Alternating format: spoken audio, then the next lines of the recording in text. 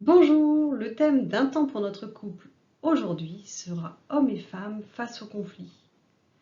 Je vous laisse écouter puis vous pourrez prendre le temps d'échanger entre vous.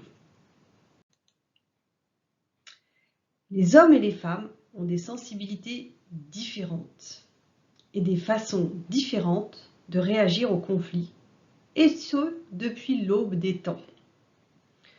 Pour bien s'occuper des enfants, les femmes doivent vivre dans une atmosphère relaxante. Elles ont donc appris à se calmer plus rapidement afin d'être plus disponibles pour leur enfant et leur assurer sécurité et stabilité. C'est pourquoi les femmes sont plus labiles que les hommes, c'est-à-dire qu'elles possèdent une capacité de passer rapidement d'un état, par exemple un état de stress, à un autre état de calme, d'une émotion, la tristesse, à une autre émotion, la joie. C'est pourquoi on dit de la femme qu'elle est changeante. Cette labilité émotionnelle est pour elle un atout évolutif. Les hommes, au contraire, ont plutôt appris à être continuellement sur le qui-vive.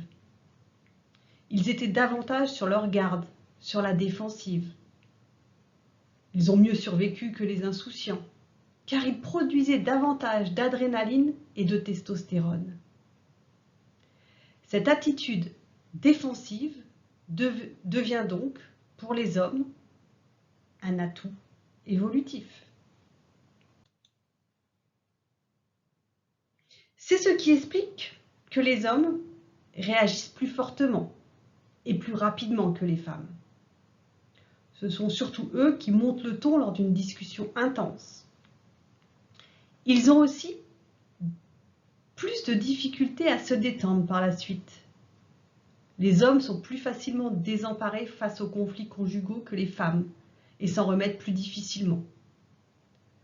Lors de conflits conjugaux, les hommes ont tendance à accuser leur partenaire de compliquer les choses, alors que ce sont eux qui, au contraire, sont portés à dramatiser et à ressasser des idées noires. Pendant ce temps, les femmes entretiennent, grâce à l'ocytocine, des pensées apaisantes qui induisent des attitudes plus conciliantes. Il y a évidemment des exceptions à cette tendance. La dynamique classique est donc la suivante. C'est la femme qui, donc dans 85% des cas, veut aborder un sujet conflictuel, afin de le faire disparaître et raffermir ainsi son alliance avec son partenaire. L'homme, que le stress perturbe davantage, cherchera plutôt à éviter la discussion. Si la femme insiste, il deviendra rapidement défensif et cherchera à minimiser le problème soulevé par sa partenaire et tentera même de la faire taire. Les couples heureux, quant à eux, apprennent à se disputer sans s'agresser et sans se manquer de respect, tout en cherchant à se comprendre mutuellement. Ce qui n'est pas, somme toute, chose facile lorsqu'on sait que la majorité des problèmes conjugaux sont insolubles. Les différences entre les hommes et les femmes sont minimes, mais toujours présentes. En général, on ne se dispute pas sur nos accords.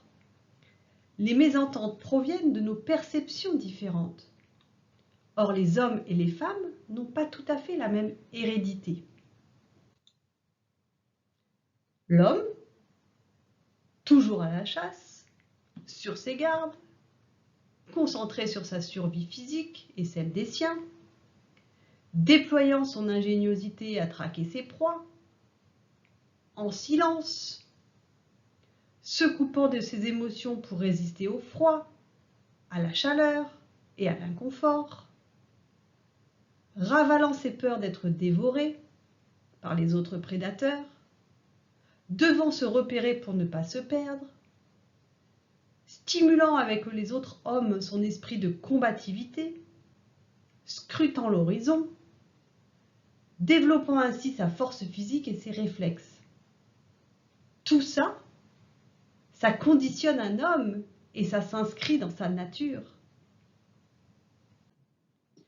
La femme, souvent enceinte, vivant dans la caverne avec les autres femmes et les enfants, devant apprendre à cohabiter dans un espace restreint, anticipant tout danger potentiel, surveillant le feu, nourrissant ses enfants à même ses réserves corporelles, attendant les chasseurs pour refaire ses forces, paniquant au moindre bruit suspect, cueillant tout ce qui est comestible, goûtant à tout, se réconfortant l'une l'autre, attendant impatiemment le retour de l'homme,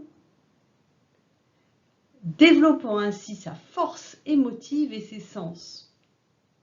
Tout ça, ça conditionne une femme et ça s'inscrit dans sa nature. Alors certes, nos conditions de vie ont grandement évolué, mais pour la plupart, nous réagissons encore avec des atavismes datant du Paléolithique. On ne change pas si facilement l'hérédité humaine.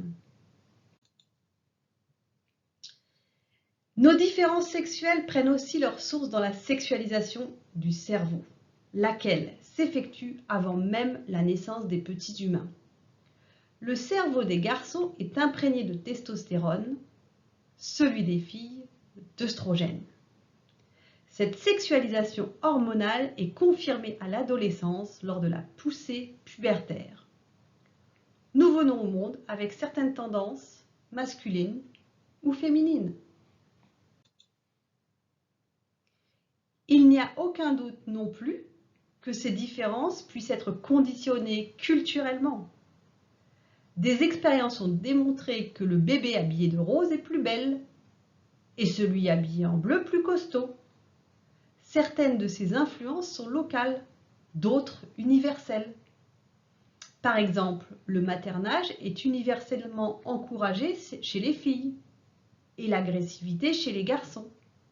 Les différences sexuelles sont probablement le résultat d'une influence combinée de la nature et de la culture. Pour être heureux en couple, nous devons en tenir compte. Voilà pour cette vidéo. À nouveau, je me suis inspirée des livres de Gottman et Silver, Les couples heureux ont leurs secrets, et de celui d'Yvon Dallaire, Qui sont ces couples heureux. Je vous laisse les références sur cette diapositive. Pour ma partie, c'est fini. À vous maintenant de prendre le temps d'échanger, de commenter ce que vous avez entendu, en donnant à tour de rôle votre point de vue, et en écoutant celui de l'autre et en tenant compte de la sensibilité de chacun. Je demande souvent à mes patients, après l'écoute d'une vidéo ou d'un audio, de se poser 3 questions, vous pouvez en faire autant. Qu'est-ce que cela vous inspire? C'est comment chez vous? Où en êtes-vous dans votre couple? Qu'est-ce que vous pouvez changer ou améliorer? Si vous avez des questions, n'hésitez pas à les poser sous la vidéo. J'essaierai d'y répondre soit dans les commentaires, soit par une autre vidéo. C'était Un temps pour notre couple avec Sophie Caldier, thérapeute de couple, psychologue clinicienne et sexothérapeute. Je vous souhaite une belle journée et je vous dis à très bientôt pour de nouveaux sujets.